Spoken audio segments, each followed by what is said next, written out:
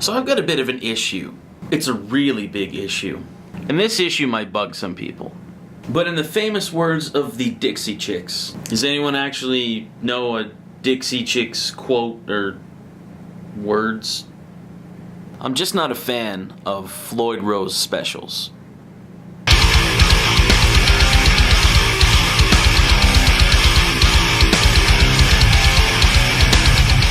So basically, trying not to take up too much time here, I want to go over an issue that I have with Floyd Rose specials, and this issue actually is more with the licensed, but it does happen in Floyd Rose specials, and it happened to me. The Floyd Rose Originals and the Floyd Rose Pro, those types don't particularly have this issue, and it actually comes down to the parts that they're used. So basically what happened is, I bought it used, not in a store, kind of had to chase the guy down, and I made the mistake of assuming that it was a Floyd Rose Original, not a Floyd Rose Special. So, I had to do a little bit of adjusting because the person, the previous owner, had this type of a bow on it, so the strings were really badly buzzing. I'm surprised that I could pluck anything at all. Also had to adjust the Floyd Rose. But after adjusting the neck and restringing, basically I started putting the strings on, and as I was tightening everything and adjusting the Floyd Rose, I noticed that a certain string popped out.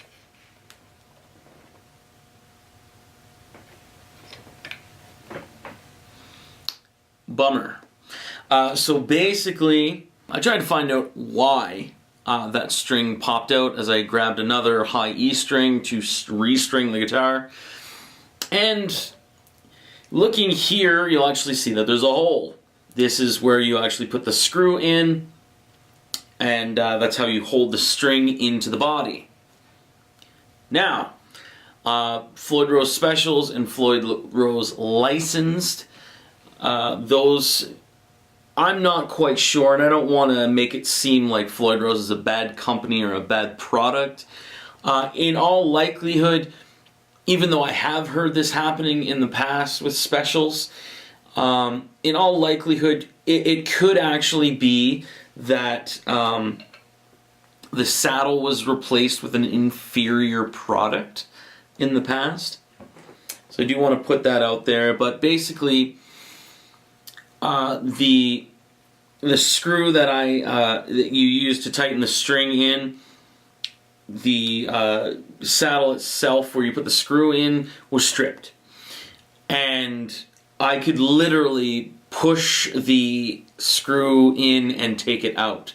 What I ended up doing as I was investigating, looking at the screw, you can't see it now because I took it all off, but I actually was peeling off particles or pieces of the saddle. So, what's the issue here? Inferior manufacturing materials. What I like to say is it's kind of like a glorified pop metal.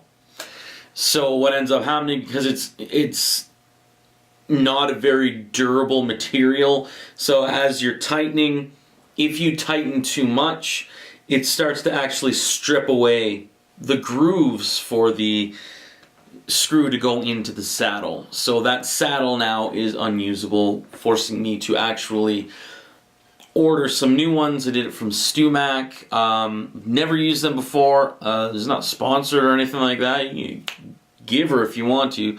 But that actually makes this guitar a 6-string guitar, even though it is a 7-string.